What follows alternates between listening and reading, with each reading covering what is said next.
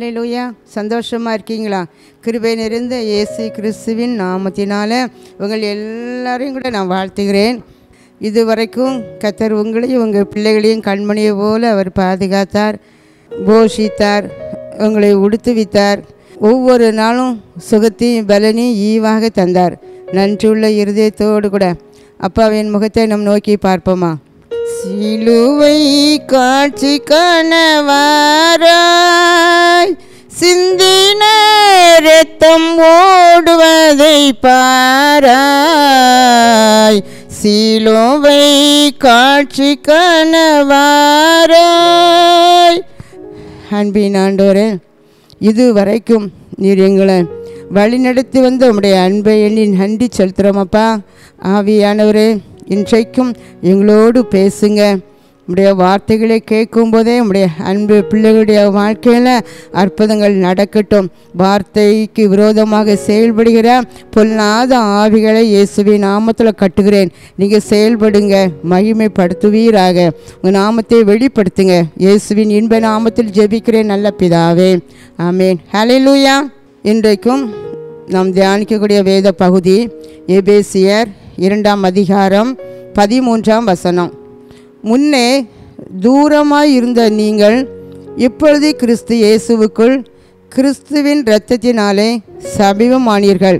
முன்னால் நீங்கள் தூரமாக இருந்தீங்க. யார் எழுதுகிற? அப்போஸ்தலனாகிய பவுல் எபேசு சபையாரை பார்த்து அவர் சொல்கிறாரு, முன்னே நீங்கள் தூரமாக இருந்தீங்க, ஆனால் இப்பொழுது நீங்கள் கிறிஸ்து இயேசுக்குள்ளாக கிறிஸ்துவின் இரத்தத்தினால சமீபமானீர்கள். நாம் எல்லாரும் கூட முன்னாலே இருந்து பல வருடங்களாக கிறிஸ்தவன் கிறிஸ்தவள் அப்படின்னு சொல்லிக்கொள்கிறோம்.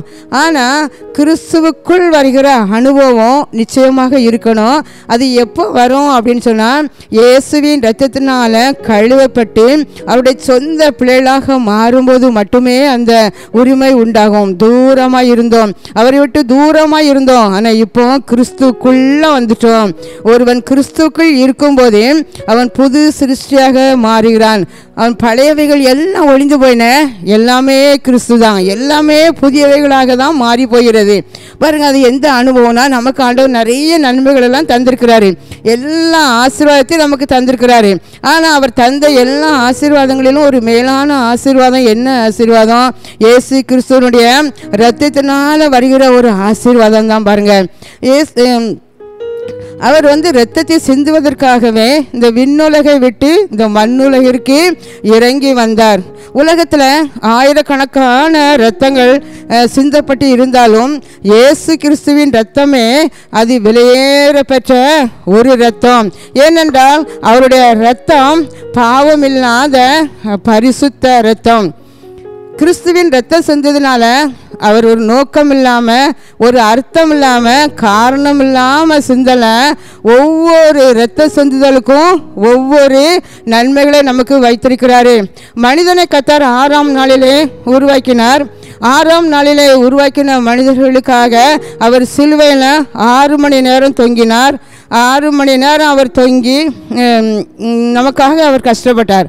6 இடங்களில் அவர் ரத்தம் சிந்தினார். இன்றைக்கு நம்மளுடைய ரத்தத்தை குறித்து நம்ம பார்க்க போகிறோம்.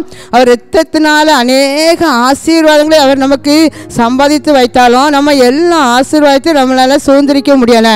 அப்போ இன்றைக்கு நம்ம இந்த மாதத்தில் முதலாவது நம்ம நினைக்க நிறைய வாக்குத்தத்த வசனத்தெல்லாம் படிக்கிறோம். ஆனால் எல்லா வாக்குத்தத்த வசனத்தை காட்டிலும் இன்றைக்கு இந்த மாதம் நமக்கு தருகிறது, நீங்கள் அவருடைய ரத்தத்தினால அவருக்கு சமீபமாயிட்டீங்க. முந்தி தூரமாக இருந்தீங்க, தூரமாக அவர் விட்டு தூரமாக போயிருந்தோம். ஆனால் இன்றைக்கு இந்த மாதத்திலும் கூட நீங்கள் இயேசு கிறிஸ்துவுக்குள்ளாக அவருக்கு சமீபம் மாறிட்டீங்க. ஏன்னா அவருடைய இரத்தத்தினால. அவர் ரத்தத்தை நம்ம பார்க்குறோம். மொத்தம் 6 இடத்துல ரத்தம் சிந்தினார். அது 2 பகுதியை நம்ம பிரிக்கலாம். முதலாவது, அவர் சிலுவைக்கு போகிறதுக்கு முன்னோட்டியே 3 இடத்துல அவர் ரத்தம் சிந்தினார். அப்புறம் சிலுவைக்கு போன பிறகு 3 தடவை அவர் ரத்தம் சிந்தினார் அப்படின்னு சொல்லி நம்ம பார்க்குறோம். முதலாவது எங்கே ரத்தம் சிந்தினார் அப்படின்னு சொன்னால், அவர் கெத்செமனே தோட்டத்தில் சிலுவையிலே அறையதற்கு முந்தின நாள் அவர் பஸ்காவை ஆசரித்து தன்னுடைய சீஷர்கள் எல்லாரையும் கூட அந்த ஒலிவ மலையில் உள்ள அந்த கெத்செமனே தோட்டத்திற்கு அவர் அழைத்து சென்றார். நம்ம எடுத்து வாசிப்போம். லூக்கா எழுதின சுவிசேஷம் 22ஆம் அதிகாரம் 44ஆம் வசனத்தில் இருக்கிறது. அவர் மிகவும் வியாகுலப்பட்டு அதிக ஊக்கத்தோடு ஜெபம் பண்ணினார். அவருடைய வேர்வை இரத்தத்தின் பெருந்துளிகளாய் தரையிலே விழுந்தது. பாருங்க, கர்த்தர் மிகவும் வியாகுலப்பட்டாராம். அவர் மிகவும் வியாகுலப்படும் போது, மிகவும் வருத்தப்படும் போது, மிகவும் வேதனைப்படும் போது அவர் ஜெபத்தையும் எப்படி பண்ணினாராம்? அவர் சோர்ந்து போகவில்லை, ஜெபிக்காம இருக்கல, அதிக ஊக்கத்தோடு அந்த வியாகுலத்திற்கும் அதிகமாக, அவருடைய துக்கத்திற்கும் அதிகமாக அவர் என்ன பண்ணாரு? ஊக்கத்தோடு, அதிக ஊக்கத்தோடு ஜெபம் பண்ணினாரு. இந்த கெத்செமனே தோட்டம் என்பது இயேசுவானவருக்கு புதிது இல்லை. அவர் இந்த பூமியில இருந்த நாட்களில் அவர் எப்போதும் வழக்கத்தின்படியே அந்த கெத்செமனே தோட்டத்தில் இரவும் பகலாக அவர் தனித்திருந்து ஜெபித்த இடம், சீஷர்களை அழைத்து சென்று ஜெபித்த ஒரு இடம் தான். கெத்செமனே என்ற வார்த்தைக்கு ஒரு பொருள் எண்ணெய் செக்கு அப்படின்னு அர்த்தம். ஏன்னா அந்த கெத்செமனே தோட்டம் ஒலிவ மலைக்குள்ள தான் இருக்கிறது. அந்த ஒலிவ மலையில நிறைய ஒலிவ மரங்கள் இருப்பதுனால அந்த ஒலிவ மரத்தில் உள்ள அந்த விதைகளை செக்கில் போட்டு அங்கே அரைப்பாங்க. அது அந்த செக்கில் அந்த விதைகள் நொறுக்கப்படும் போது அந்த எண்ணெய் கசிந்து வெளியே வரும். அதே போல் இயேசுவானவரும் அந்த கெத்செமனே தோட்டத்தில் அதிக வியாகுலத்தோடு ஜெபிக்கும் போது அவருடைய இரத்தமும் வேர்வையும் அங்கே பிழியப்பட்டு வெளியே வந்ததாக நம்ம பார்க்குறோம். பாருங்க, அவர் அதிகமாக அவர் பாரெடுத்து ஊக்கத்தோடு ஜெபித்ததுனால இரத்த நாளங்கள் கூட அங்கே வெடித்ததாக நம்ம பார்க்குறோம். அவர் சிலுவையில் மனிதர்கள் அடிப்பாங்க, நல்ல நம்ம சரீரத்தை அடித்து நொறுக்கி இரத்தத்தை வெளியே கொண்டு வரதுக்கு முன்பதாக நாமே நம்முடைய பிள்ளைகளுக்காக மனமும் முன்னாலே என்ன செஞ்சிருவோம்? அவர் இரத்தத்தை தானே மனமும் சிந்துறேன் அப்படின்னு சொல்லி அந்த கெத்செமனே தோட்டத்தில் சிந்தினார். பாருங்க, அந்த கெத்செமனே தோட்டத்தில் அவர் 8 சீஷர்களை தோட்டத்தை வாசலில் வச்சுட்டு உள்ளுக்குள்ளே 3 பேரை கூட்டிகிட்டு போனார். கூட்டிகிட்டு போய் தனக்கு ரொம்ப நேசிக்கிற அந்த பேதுருவிட்ட என்ன சொன்னார்னா, நான் கொஞ்சம் சற்று ஒரு கல்லறியும் தூரம் தான், கொஞ்சம் தூரம் நான் தனியாக இருந்து ஜெபிக்கிறேன், நீங்கள் இங்கேருந்து என்ன செய்யுங்க, ஜெபிங்க அப்படின்னு சொல்லியிருந்தார். ஆனால் நீங்கள் தூங்காதபடி, சோதனைக்கு உட்படாதபடிக்கு விழித்திருந்து ஜெபிங்க சொல்லிட்டு ஆண்டவர் முழுங்கப்புறம் விழுந்து ஜெபித்தார் அப்படி சொல்லி பார்க்குறோம். ஆனால் அவருடைய சீஷர்கள் அவருடைய துக்கத்தை என்ன சொல்ல தாங்கலை, அவங்க துக்கத்தை அவங்க பொருட்டாக எண்ணலை. ஏன்னா தூங்க முடியாமல் அவங்களுக்கு இருக்க முடியல. ஆண்டவர் ஜெபிக்க சொன்னாலும் கூட அவங்க என்ன செஞ்சுட்டாங்க? தூங்கிட்டாங்க. பேதுரு நன்றாக நித்திரை அடைந்தார் என்பதாக பார்க்கிறோம். இயேசுவானவர் ஜெபித்து விட்டு திரும்ப பார்க்கும்போது தன்னுடைய மிகவும் நேசித்த சீடெல்லாம் இப்படி தூங்குறாங்களேன்னு சொல்லி அவங்களுக்கு எண்ணிச்சிருக்கோம், வருத்தமாக தான் இருந்திருக்கோம். திரும்பி எழுப்பி விட்டாரு. பாருங்க, 3வது அடி பார்க்கும்போது தூங்கிட்டு தான் இருந்தாங்க. ஆனால் அந்த தூக்கம் தான் அவங்களுக்கு ஜெயிப்பதற்கு தடையாக இருந்துச்சு. அதனால் ஆண்டவர் பாருங்கள், அவருடைய சோதனையில் அவருக்கு வந்த பாடுகளில் அவர் வெற்றி சிறந்தார் என்று பார்க்குறோம். ஹல்லேலூயா. பேதுரு மட்டும் விழித்திருந்து ஆண்டோடைய சொல்லை கேட்டு அவர் ஜெபித்திருந்தார்னா ஆண்டவரை 3 தடவை எண்ணிச்சிருக்க மாட்டார், மறுதளிச்சிருக்க மாட்டார். அவர் சோதனைக்கு உட்படாதபடி விழித்திருந்து ஜெபின்னு தான் சொன்னார்.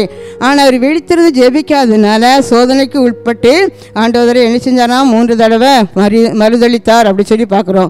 அருமையானவர்களை, இன்றைக்கும் கூட உங்கள் வாழ்க்கையில் வியாகுலங்கள் துக்கங்கள் பெருகும்போது நீங்கள் செய்ய வேண்டிய ஒரே வழி, நீங்கள் அதிக ஊக்கத்தோடு என்ன செய்யணும்? ஜெபிக்கணும். பச்சை மரமாகிய அவருக்கே அந்த பாடுனா பட்ட மரமாகிய நமக்கு அதிக கேடுதான். அப்போ ஆண்டவரே அப்படி ஒரு ஜெபம் பண்ணினார் அப்படி சொன்னால் நாமும் நம்ம வியாகுலம் தீர்வதற்காக, நம்ம கஷ்டங்கள்லாம் தீர்வதற்காக நம்ம என்ன செய்யணும் அப்படி சொன்னால் அதிக வியாகுலப்பட்டு நாமும் என்ன செய்யணும்? ஜெபிக்கணும் அப்படி சொல்லி ஆண்டவர் நமக்கு சொல்கிறாரு.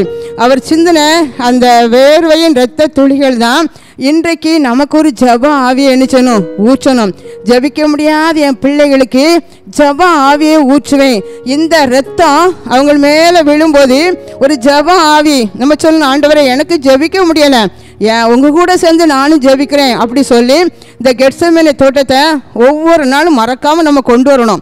நம்ம முன்னால் கொண்டு வந்து எப்படி கெத்செமனே தோட்டத்தில் ஆண்டவர் ஜெபிச்சாரோ அவர் கூட சேர்ந்து நானும் ஜெபிக்கிறேன் அப்படி சொல்லி நம்ம என்ன சொன்னோம்? நம்ம ஜெபிக்கணும். அநேக தரிசனத்தின் மூலமாக, ஊழியக்காரங்க மூலமாக கர்த்தர் சொன்ன எச்சரிப்பார். பாருங்க, நமக்கே தெரியும் சில கனவுகள்லாம் சரியா இல்லை. ஏன் ஆண்டவர் காட்டுதாரு? இதுக்கு நீ ஜெபி அப்படி சொல்லிட்டு 2 நாள் ஜெபிப்போம், பிறகு நம்ம என்ன செஞ்சிருவோம்? அப்படியே மறந்து போயிடுவோம்.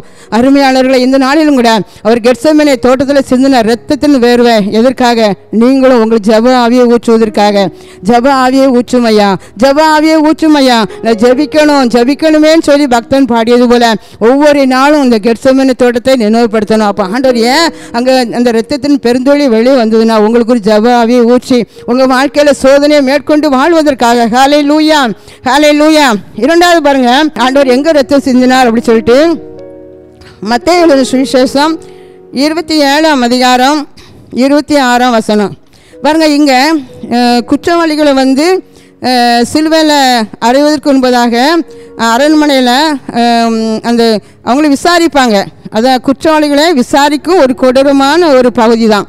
அந்த விசாரிக்க இடத்துல ஆண்டவரை கூட்டிகிட்டு போனாங்க. அங்கே கூட்டிகிட்டு போய் அங்கே ஒரு குற்றம் இல்லாத ஆண்டவர் அங்கே நினைச்சுதாங்க அங்கே குற்றவாளிகளை போல வைத்தாங்க. அவங்க விசாரிக்காங்க. விசாரிச்சுட்டு உடனே என்ன பண்ணுவாங்களாம், அங்கே அடிப்பாங்க சவுக்குகளினால். அங்கே 40க்கு 1 குறையாமல் 39 அடி அடித்து அவங்க சரீரம்லாம் என்ன செஞ்சிருமா, உழுத நிலம் போல. சங்கீதம் 129:3 தான் நீங்கள் வாசித்து பார்த்தீங்கன்னா இந்த பாடை குறித்து தான் அங்கே எழுதி வைத்திருக்கிறது. அந்த அவருடைய முதுகி உழுத நிலம் போல என்ன செய்துதான் அங்கே மாறிவிட்டது. அப்போ அந்த நிலம் அவர் சரீரம் பிக்கப்பட்டு அங்கே அந்த ஒவ்வொரு சொட்டாக அந்த வழிந்த இரத்தம் கீழையாத்தின் பிசின் போல நம்ம சரீரத்தில் இருக்கிற வியாதியை குணமாக்குவதற்காக தான் அவர் என்ன செஞ்சாராம், அடிகளை ஏற்றுக்கொண்டார். 39 அடி சவுக்குகளினால் அந்த அடியை அடிக்கும் போது அந்த சரீரமெல்லாம் பிக்கப்பட்டு போயிடும். பாருங்க, அந்த ரத்தத்தை நம்ம சொல்றோம் இயேசுவின் ரத்தம் அப்படின்னு சொன்னோம். நம்ம ஏசாயா புத்தகத்தில் கூட அந்த நம்ம எசேக்கியா ராஜா அவர் இறக்க போகும்போது ஆண்டவர் சொன்னார், நீ இறந்து போயிடுவா அப்படி சொல்லி. ஆனால் அவர் அழுதார். சோறுபுறமாக எழுந்து, ஆண்டவரே என் விண்ணப்பத்தை கேளு, என் வியாதியை குணமாக்கும் அப்படி சொல்லி அழுது ஜெபிக்கும் போது ஆண்டவர் ஏசாயா தீர்க்கதரிசி மூலமாக திரும்ப சொல்லி அனுப்புதாரு. அதாவது நீ என்ன செஞ்சோன்னா, நீ அத்திப்பழம் அடைய அதில் போட்டால் சுகமாயிருவான்னு திரும்ப அனுப்புகிறாரு. அப்போ அவங்க நினச்சிவாங்க அந்த அத்திப்பழம் அடைய நினச்சிருவாங்க. அதை எடுத்து அப்ளை பண்ணியிருப்பாங்க, அந்த புண்ணுக்கு மேலே போட்டிருப்பாங்க. அப்போ தான் சுகமாகும். நாமும் இயேசுவின் ரத்தத்தை நம்ம சரீரத்தில் நினச்சோன்னா தியானித்து நம்ம பூசணும். பாருங்கள், பூசும்போது நமக்கு விடுதலை கிடைக்கும். அங்கே ஒரு சகோதரி கூட வயது முதிர்ந்த காலத்தில் அதிக பலவீனப்பட்டு இருக்கும்போது ஆண்டவரை பார்த்து கதறி அழுதும் போது ஒரு நாள் ஆண்டவர் அவங்க கூட பேசினாராம், அன்பு மகளே, நீ ஒவ்வொரு நாளும் கூட ஏசாயா 53 அதிகாரத்தை நீ தினமும் நீ 2-3 தடவை அதை என்ன செய்யணும், நீ வாசிக்கணும். வாசித்து என்னுடைய ரத்தத்தை நீ என்ன செய்யணும், தியானித்து ஸ்தோத்திரம் பண்ணணும். நான் வடித்த ரத்தத்துக்கு நீ என்ன செய்யணும், ஏசப்பா இந்த ரத்தத்தை எனக்காக என்ற வியாதியை குணமாக்குவதற்காக நீங்கள் ரத்தம் செஞ்சுனீங்களே, அதற்காக உங்களுக்கு நன்றி, அதற்காக உங்களுக்கு ஸ்தோத்திரம் அப்படி சொல்லி நீ துதிச்சுக்கிட்டே இரு மகளே, உன் வியாதியை ஒன்றை விட்டு நினைச்சுவேன் சுகமாக்குவேன் கர்த்தர் பேசினாரு. அதே போல அந்த மகளும் கூட பாருங்க, அதே 53 ஏசாயா 53ஆம் அதிகாரத்தை ஒரு நாளைக்கு 2-3 தடவை அவங்க வாசித்து அதை தியானித்து அவங்க ஸ்தோத்திரம் பண்ணி கொண்டு இருக்கும்போது அவங்க சரீரத்திலிருந்து வியாதி அணிச்சிட்டு அறிகுறியே இல்லாமல் சுகமானது. ஹல்லேலூயா. நீங்களும் கூட எந்த வியாதியெல்லாம் உங்களை சுகமாக்க முடியாதபடி மருத்துவர்கள் கைவிடப்பட்டிருக்கலாம். நீங்கள் சாப்பிட்ற மருந்து உங்கள் வியாதிக்கு அதுக்கு சம்மந்தம் இல்லாமல் எந்த கொஞ்சம் கூட சற்று கூட அது குணமடையாதபடி இருக்கலாம். ஆனால் ஆண்டவர் இன்னைக்கு உங்களை பார்த்து சொல்கிறாரு, ஏசாயா 53ஆம் அதிகாரத்தை வாசித்து உனக்காக 39 அடியனை முதுகலை வாங்கி கீழையாத்தின் பிசிந்தைலம் போல ரத்தத்தை வடிச்சிருக்கிறேன். அந்த ரத்தத்தை நீ தியானித்து உன் சரீரத்தில் என்ன செய்ய, நீ போட்டி விசுவாச கண்களால் இயேசுவின் ரத்தம் ஜெயம், ஏன்னா அது ஒன்று ஜெயத்தை கொண்டு வரும், வாழ்க்கையில் விடுதலை கொண்டு வரும் அப்படி சொல்லி உங்களை பார்த்து தான் ஆண்டவர் சொல்கிறாரு. நீங்கள் அப்படி போடும்போது உங்களுக்கு எந்த வியாதியாக இருந்தாலும் இந்த நிமிஷத்தில் கூட அப்படியே கர்த்தர் உங்கள் சரீரத்தை விட்டு வெளியேற்றோம் என்று கர்த்தர் வாக்கு கொடுக்கிறார். ஹல்லேலூயா. கரந்தட்டி கர்த்தருக்கு நன்றி சொல்லுவோமா? ஏன் தெரியுமா, நீங்கள் இயேசுவின் ரத்தத்தால் கழுவப்பட்ட பிள்ளைங்க, அவருடைய சொந்த பிள்ளைங்க, நீங்கள் ராஜாதி ராஜாவுடைய பிள்ளைகள். எந்த வியாதியோ பலவீனத்தோடு நீங்கள் இருக்கக்கூடாது. அதுதான் ஆண்டவருடைய ஒரு விருப்பம். நீங்களும் உங்களுக்கு வருகிற இந்த வியாதியை இயேசுவின் நாமத்தை கொண்டு நீ வெளியேறி போ அப்படி சொல்லி நீங்கள் விரட்டி அடிக்கணும். ஹல்லேலூயா. சாத்தானே அப்பாலே போ சாத்தானேன்னு சொன்னார். அதே போல் வியாதியை நீங்கள் கடிந்து கட்டும் போது உங்கள் சரீரத்தை விட்டு வெளியேறும். உங்களுக்காக அவர் நினைச்சாரா, அடிக்கப்பட்டு சிந்தின அந்த ரத்தம் உங்கள் வியாதியை குணமாக்கும். ஹல்லேலூயா. மூன்றாவதாக எங்கே ரத்தம் சிந்தினார் அப்படி சொல்லி பார்க்கும்போது பாருங்க, அங்கே இந்த குற்றம் அந்த குற்றவாளிகளை விசாரிக்கிற இடத்த விட்டு அடுத்தால அரண்மனைக்கு கீழே கொண்டு வராங்க. கீழே கொண்டு வந்து அந்த போர் சேவகர்கள் நல்ல பலசாலியான பராக்கிரமம் நிறைந்த போர் சேவகர் கையில் அந்த குற்றவாளிகளை ஒப்படைப்பது உண்டு. அதே போல நமது இயேசுவானவரை என்ன செஞ்சுட்டாங்க, அவங்க கையில் ஒப்படைச்சிட்டாங்க. யோவான் 19ஆம் அதிகாரம் 2-3 நீங்கள் வாசித்து பாருங்க. அங்கே அவங்க கையில் ஆண்டவரை ஒப்பு கொடுத்த பிறகு ஏற்கனவே சரீரம் விற்கப்பட்ட நிலையில் இருக்கிற அந்த இயேசுவன் கையில் கொடுத்த உடனே அவங்க என்ன பண்ணினாங்க, சிவப்பான ஒரு அங்கே அவருக்கு உடுத்தினாங்க. அங்கே யூதருடைய ராஜாவே வாழ்க அப்படி சொல்லி அவரை கேலியும் பரியாசம் பண்ணி அவங்க கையில் இருந்த கோலினால் ஆண்டவரை அடிச்சாங்களாம், அடித்தாங்க. அந்த கொடூரமான அடிக்கப்பட்ட பிறகு அவங்க சரீரத்தில் இன்னும் அதிகமான ரத்தம் பீறிட்டு வெளியே வந்துச்சு. அவங்க போதாதுன்னு சொல்லி முள்ளினால் கிரீடம் செய்து அந்த முள்ளினால் செய்த கிரீடத்தை அவங்க தலையில் நினச்சிதாங்க அங்கே மாட்டினாங்க. மாட்டி யூதருடைய ராஜாவே வாழ்க அப்படி சொல்லி அவர் நினச்சிதாங்க கேலியும் பரியாசமும் பண்ணினதாக பார்க்குறோம். பாருங்கள், முள் வந்து ஒரு சாபத்தை குறிக்கும். சாபமான முள்ளில் இருக்கிற அந்த முள்ளை அவங்க எடுத்து முள்ளால் ஒரு கிரீடம் சூட்டி அந்த இயேசுவான தலையில் வச்சு நீ யூதருடைய ராஜா அப்படி சொல்லி கேலி பண்ணாங்க. அந்த கிரீடத்தை தலையில் வச்சாங்க பாருங்கள். அந்த கிரீடத்தை தலையில் முள்ளை வச்சுட்டு அவங்க கோலினால் நினச்சிதாங்க அந்த முள்ளுக்கு மேலே அடிப்பாங்க. அப்போ அந்த முள் தலையில் குத்தி அங்கே ரத்தம் பீறிட்டு வரும். ஏன் ஆண்டவர் ஒப்பு கொடுத்தாரு? அவரால் முடியாது. நீங்கள் அவங்கள வந்து அவங்க இப்போதே அவங்க வெளியே போட்டுன்னு சொன்னால் அவங்க தானே அனுப்பிச்சுவாங்க, வெளியே போயிடுவாங்க. அந்த முள்ளும் வரக்கூடாதுன்னா வராது. ஆனால் ஏன் உங்களுடைய சாபத்தை ஆசீர்வாதமாக மாற்றுவதற்காகவே ஒரு ஒப்பு கொடுத்தார் பாருங்கள். இன்றைக்கு அநேக குடும்பங்கள் சாபத்துக்குள்ளாக இருந்து கண்ணீர் வெடித்து கொண்டிருக்கிறது. அதான் ஆண்டவர் பார்த்தாரு, அந்த சாபமான முட்கிரீடத்தை ஏன் சுமந்தேன் அப்படின்னு சொன்னால் உங்கள் வாழ்க்கையில் உங்கள் பிள்ளைகளுடைய வாழ்க்கையில் இருக்கிற நான் சாபத்தை ஆசீர்வாதமாக மாற்றுவதற்காகவே ரத்தம் சிந்தினேன். உபாகமம் 23ஆம் அதிகாரம் 5 வாசித்து பார்க்கும்போது உன் தேவனாய கர்த்தர் உண்மையில் அன்பு கூர்ந்தபடியினால உன் தேவனாய கர்த்தர் அந்த சாபத்தை உனக்கு ஆசீர்வாதமாக மாற பண்ணினார். அப்போ நம்ம தேவன் சாபத்தை மாற்றுவர் மட்டும் இல்லை, அந்த சாபத்தை அனுப்பிச்சாராம் முறிக்கிறார். இனி அந்த சாபம் வாழ்க்கையில் உன் குடும்பத்தில் உன் பிள்ளைகளிட உன் தொழிலில் அந்த சாபம் உனக்கு இருக்கவே இருக்காது. அப்போ அருமையானவர்களே, இன்றைக்கு இதை கேட்டுக்கொண்டிருக்கிற நீங்கள் தான் என்ன செய்யணும், ஆண்டவரே அப்போ எங்கள் சாபத்தை எனக்கு சாபார்க்குன்னு சொல்லி எங்கெங்களமோ நீங்கள் அலைதீங்க, ஆனால் விடுதலை இல்லை. அப்போ இன்றைக்கு ஆவியாளர் உங்களை பார்த்து தான் பேசுகிறாரு. எதற்காக? ஏன் தெரியுமா? அந்த முட்கிரீடம் சூட்டப்பட்டு அடி வாங்கி ரத்தம் சிந்தின உங்களை நன்றாக சாபத்திலிருந்து விடுதலையாக்கி வெளியே கொண்டு வருவதற்காக. அப்போ நீங்கள் சொல்லணும், ஆண்டவரே அந்த முட்கிரீடத்தை அப்படியே உங்கள் கண்ணு முன்னால் ஆவிக்குரிய கண்களை நிறுத்தி அந்த ஆண்டவரே சிந்தின ரத்தம் அது என் மேலே உழட்டும், என் பிள்ளைகள் மேலே உழட்டும் சொல்லி ஜெபிக்கும் போது கர்த்தர் நினைச்சுவாரா உங்களை அவர் நினைச்சுவாரு அந்த சாபத்திலிருந்து இன்றைக்கு நான் வெளியே கொண்டு வருவேன். அது எப்படிப்பட்ட சாபமாக இருந்தாலும், எத்தனை வருஷம் அது தீர முடியாத வெளியேற முடியாத சாபமாக இருந்தாலும், குடும்பத்தில் எத்தனை தான் வேலை செய்து வருமானம் வந்தாலும், அது வீட்டில் ஒரு பைசா கூட எனக்கு இல்லை, என் குடும்பத்தில் எப்போதும் தரித்திரம் தான், எப்பொழுதும் பிரச்சனை தான், எப்போதும் சண்டை தான், இதுதான் என் குடும்பத்தில் நடக்குது பாருங்க. ஆனால் இன்றைக்கு ஆண்டவர் சொல்றார், இந்த மாதத்தில் ஒரு அருமையான ஒரு வார்த்தை உனக்கு சொல்றார், நல்ல செய்தி. என் தலையினால முட்கிரீட சூட்டப்பட்டு நான் வடித்த ரத்தத்தை இன்றைக்கு உன் தலைமையில ஊற்றுகிறேன், உன் குடும்பத்து மேல ஊற்றுகிறேன், உன் சாபம் எல்லாம் வெளியேறுகிறதுன்னு கர்த்தர் சொல்கிறார். கரந்தட்டி நன்றி சொல்லுவோமா? ஹல்லேலூயா, ஹல்லேலூயா. அடுத்தால பாருங்க, இப்போ ஆண்டவர் எங்க ரத்தம் சிந்தினார்? 4வதாக சிலுவையில் அவட கைகளில் நினைச்சுதாங்க ஆணிகளால் அடித்து ரத்த சிந்த வச்சாங்க. அந்த கை தான் பாருங்க மனிதனை மண்ணினால் உருவாக்கின ஒரு கரம். அப்போ உங்களை என்னையும் உருவாக்கினது அவருடைய கரம் தான். அதே மனிதர்கள் தான் உருவாக்கின மனிதர்கள் தான் ஆண்டவருடைய கையை நினைச்சுதாங்க அங்கே சிலுவையில் ஆணிகள் வைத்து அடித்தாங்க. சங்கீதம் 22:16 பார்க்கும்போது என் கைகளையும் உருவ குத்தினார்கள் அப்படி சொல்லியிருக்கிறது பாருங்க. என் உள்ளங்கையில் நான் உங்களை என்ன செஞ்சிருக்கிறேன், நான் வரைந்து வைத்திருக்கிறேன். அவர் இன்னும் கூட ஒரு தடவை உருவாக்கினாரு. நம்ம அநேக நம்ம வாழ்க்கையில உடைஞ்சு போயிருந்தோம் பாருங்க. அப்போ உடைந்து போன நம்மளை அவர் உருவாக்குதாரு. அந்த கரம் மீண்டும் நம்மளை என்ன செய்யுது, அவர் சிலுவையில் அடிக்கப்பட்டு ரத்தம் சிந்தின அதே கரத்தினால உங்களை என்னையும் மீண்டும் மீண்டும் எத்தனையோ தடவை உடைந்து ஒன்று கொதவாமல் போக இருக்கும்போதெல்லாம் அவர் அன்போடு அந்த கரத்தை எடுத்து அவர் நினைச்சாராம். அவர் நம்மளை உருவாக்குகிற ஒரு கரம், ஒரு தாயை போல ஒரு அன்புள்ள அந்த கரம், அந்த கரத்தினால் நம்மளை தேய்ச்சுகிறார், நம்மளை அரவணைக்கிறாரு, நம்மளை போஷிக்கிறார் பாருங்க. நம்ம கண்ணீர் வடிக்கும் போதெல்லாம் அந்த கரத்தினால துடைக்கிறாரு.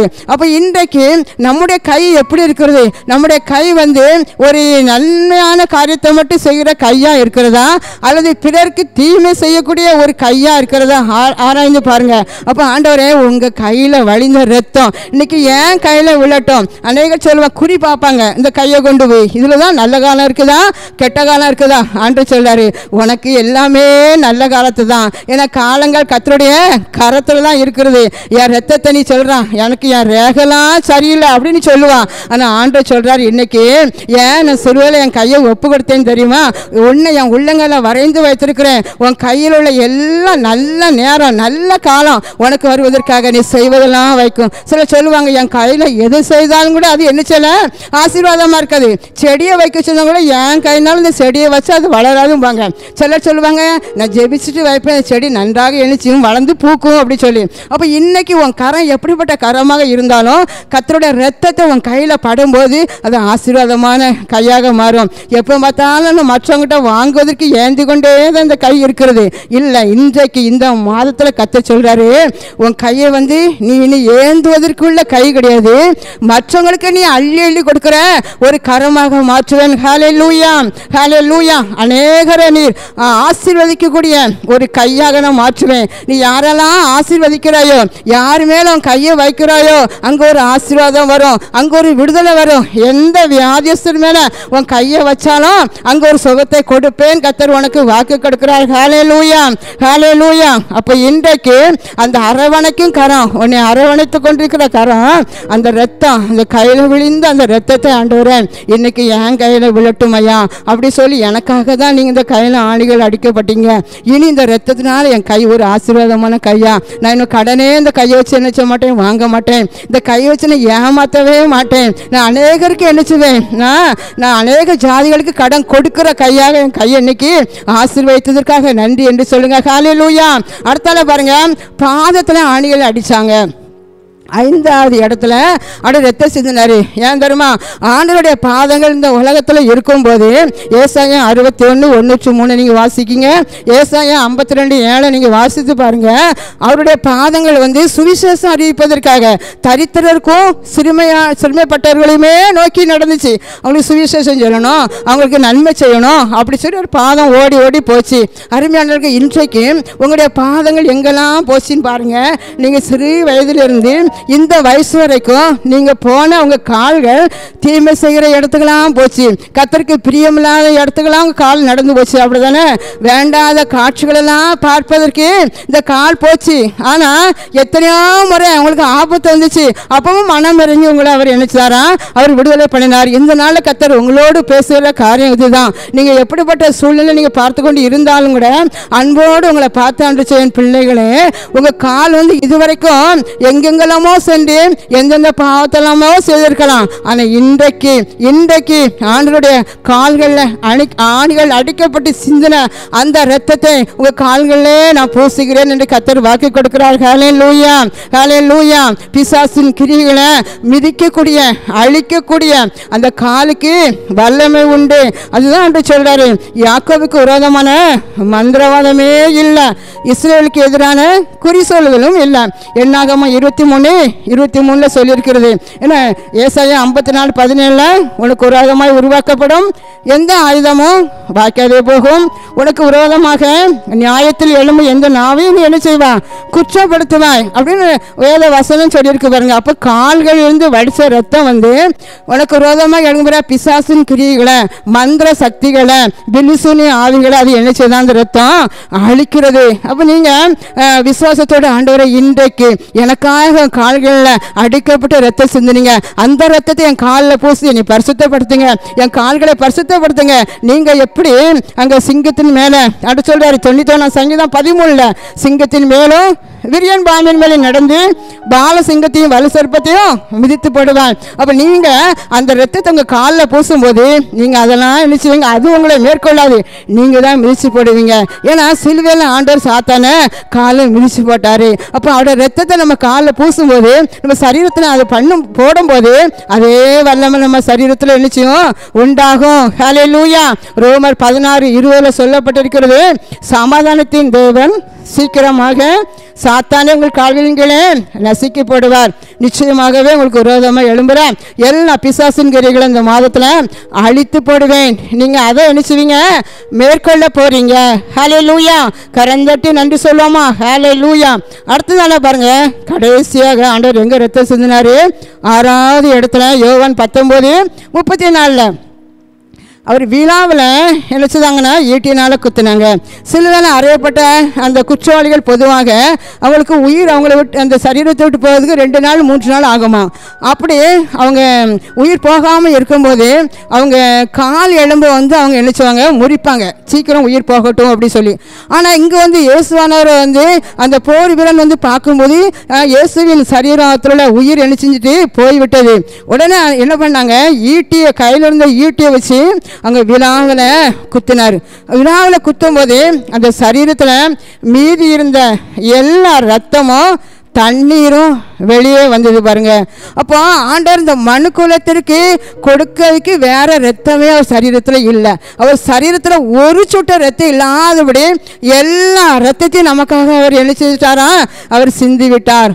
ஆரம்பத்தில் அவர் கெத்செமனே தோட்டத்தில் அங்கே என்ன ரத்த வேர்வை வெளிவந்தது. கடைசியாக என்ன ரத்தம் சிந்தினார்னா தண்ணீரும் ரத்தமும் வெளியேறினதாக நம்ம பார்க்குறோம் பாருங்க. தண்ணீரை எதை குறிக்கிறது அப்படின்னு சொன்னால் நம்மளை கழுவுகிற ஒரு தண்ணீர். நம்ம ரத்தத்தினால எந்த பாவமாக இருந்தாலும் கூட அந்த தண்ணினால் அவர் சிலுவாண்டையில் நம்ம ஒப்பு கொடுக்கும்போது அந்த தண்ணினால் நம்மளை கழுவி அவர் என்ன செய்வாரா, பரிசுத்தப்படுத்தார். அப்போ ஒவ்வொரு நாளிலும் நம்ம சிலுவைக்கு முன்பாக நிற்கணும். ஆண்டவரே, எனக்கு உங்கள் விழாவிலிருந்து வருகிறதான ரத்தம் ஒவ்வொரு நாள் என்னை நீ சுத்திகரிங்க அப்படி சொல்லி நம்ம ஆண்டவர் சமூகத்தில் நம்ம என்ன செய்யணுமா, நம்ம கேட்கும் போது நம்மளை அவர் கழுவி என்ன செய்வார், அவர் பரிசுத்தப்படுத்துவார். ஹல்லேலூயா, ஹல்லேலூயா. பாருங்க, அப்போ இன்றைக்கு நம்மளோடு கூட ஆண்டவர் பேசின வார்த்தை என்னன்னா, என் ரத்தத்தை ஏன் சிந்தனை உங்களை ஆசீர்வதிப்பதற்காக அநேக ஆசீர்வாதங்களை சம்பாதித்து வச்சிருக்கேன். ஆனால் என் பிள்ளைகள் அத்தனை ஆசீர்வாதங்களை என்ன சொல்ல முழுமையாக பெற்று அவங்க சுதந்திரிக்கலாம். அப்போ இன்றைக்கு இந்த மாத்திரை கத்த சொல்றாரு, என் ரத்தத்தினால நீங்க எனக்கு என்ன செஞ்சிட்டீங்க, சமீபம் ஆயிட்டீங்க. அப்போ என் ரத்தத்தில் சம்பாதித்த அத்தனை ஆசீர்வாதங்களும் உங்களுக்கு உண்டு. அப்போ எல்லாரும் இன்றைக்கி ஒப்பு கொடுப்போம். ஆண்டவரே, நான் உங்கள் சமூகத்தில் ஒப்பு கொடுக்குறேனப்பா. ரத்தத்தை பற்றி என்கிட்ட பேசுனீங்க, இது வரைக்கும் நீங்கள் சிந்தின ரத்தம், ஆனால் அது தியானிக்கலை, அது என் வாழ்க்கையில் நான் தியானித்து நான் பெற்றுக்கொள்ளலப்பா. இந்த மாதத்திலும் கூட ஆண்டவரே, ஐயா நீங்கள் 6 இடத்துல எனக்காக ரத்தம் சிந்தினீங்க, எனக்காக ரத்தம் சிந்தினீங்க ஆண்டவரே. அப்போ ஒவ்வொரு ரத்தமும் எனக்கு ஒவ்வொரு ஆசீர்வாதத்தை கொண்டு வர ரத்தமாக இருந்து எல்லாரும் கண்களை மூடி கல்வாரி சிலுவையில் தொங்கின இயேசுவை அப்படியே கண்ணு முன்னால் நிறுத்துங்க. கெத்செமனே தோட்டத்தில் உங்களுக்காக ஜெபித்து கொண்டிருந்த இயேசுவை நோக்கி பாருங்க. ஐயோ, என்னோட ஜபம் குறைந்து போய்விட்டது, ஒரு ஜப ஆவி எனக்கு வேணும், ஒரு மன்றாட்டின் ஆவி எனக்கு வேணும், ஒரு விண்ணப்பத்தின் ஆவி எனக்கு வேணும் ஆண்டவரே. கெத்செமனே தோட்டத்தில் உங்களோடு சேர்ந்து நான் ஜெபிக்கிறேன் அப்பா. அந்த இரத்த வேர்வை எனக்காக நீ சிந்தினீங்களே ஆண்டவரே, அது என் ஜப ஆவியை ஊற்றுவதற்காக அப்பா. அநேக நேரம் ஆண்டவரே, அநேக நேரம் தூங்கி கொண்டிருக்கிறேன், என்னை ஜெபிக்க முடியாத தடைய இன்றைக்கு இயேசுவின் நாமத்தினால அந்த ரத்தத்தை உன் மேல நான் பூசுகிறேன். எல்லா தடைகளும் அன்றைக்கு பேதுருக்கு தூக்கம் தடையாக இருந்தது போல உன் வாழ்க்கையில எதெல்லாம் தடையாக இருக்கிறதோ இப்பொழுது இயேசுவின் நாமத்தில் வெளியேறி கொண்டிருக்கிறது. ஹல்லேலூயா, ஹல்லேலூயா. சோதனைக்குட்படாதபடி விழித்திருந்து 1 மணி நேரம் ஜெபிக்க கூடாதா அன்று பேதுருவை பார்த்து சொன்ன வார்த்தையை கர்த்தர் இன்று உங்களை பார்த்து சொல்கிறார். போராட்டங்கள் வருகிறதா, சோதனைகள் வருகிறதா, பிரச்சனைகள் வருகிறதா, ஒன்றுமில்லை. ஆண்டவர் என்ன செய்தாரோ அதை தான் நமக்கு செய்யணும்னு கற்றுக் கொடுத்தார் பாருங்க.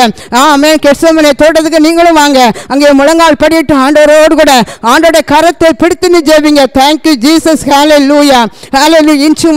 இன்று முதல் உனக்கு ஒரு ஜெப ஆவியை ஊற்றுவேன், ஒரு விண்ணப்பத்தின் ஆவியை ஊற்றுவேன். ஜெபிக்க முடியல, நான் ஜெபிக்க முழங்கால் போட்ட உடனே என்ன அறியாம நான் தூங்கி விடுகிறேன் என்று சொல்கிறாயோ, கர்த்தர் இந்த நாளிலும் கூட இயேசுவின் ரத்தத்தை உன் மேல தெளிக்கிறேன். தூக்கத்தின் ஆவியை இயேசுவின் நாமத்தில் வெளியே இருப்போம் என்று கட்டளையிடுகிறேன். ஹல்லேலூயா. அது மட்டுமல்ல, ஆமென். விழாவிலிருந்து சிந்தின தண்ணீர் இன்றைக்கு எந்த பாவமா இருந்தாலும் பாவத்தை ஒப்புக்கொடு, சொல்ல வேண்டியதை வா ஒப்புக்கொடு. அந்த இரத்தத்தினால் உன்னை கழுவி என் சொந்த பிள்ளையாக நான் மாற்றுவேன் என்று கர்த்தர் வாக்கு கொடுக்கிறார். ஹல்லேலூயா. சாபம், ஐயோ என் குடும்பத்தில் எந்த தொழில் செய்தாலும் எனக்கு லாபம் இல்லை, எந்த ஒரு காரியத்தை செய்தாலும் எனக்கு ஒரு ஆசீர்வாதம் இல்லை. கர்த்தர் இந்த நாட்களில் சொல்கிறார், உன் கையின் பிரயாசத்தை நான் ஆசீர்வதிக்க பண்ணுவேன், நீ செய்வதெல்லாம் வாய்க்க முடியாது. ஹல்லேலூயா.